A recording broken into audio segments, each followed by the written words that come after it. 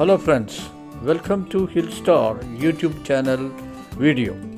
Today we are going to present you a new program on cooking, that is making a PHULKA roti in dry form. Thank you. First of all, knead a cup of wheat flour with required water and salt. And now let the wheat flour, let it rest for 30 minutes. Make small lemon-sized balls of the wheat flour.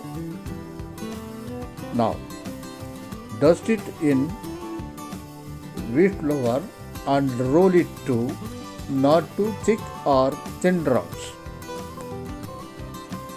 Friends, now you can start cooking of the PHULKA dry roti.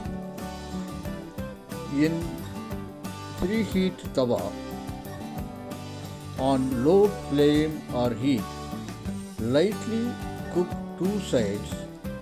Please note, do not fully cook or overcook.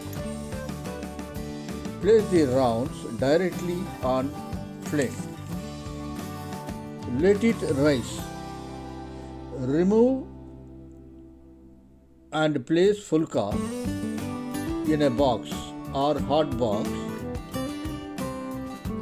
and it is recommended to use cotton cloth or towel inside the box, as PHULKA will let out moisture and can soak it if left inside for long time.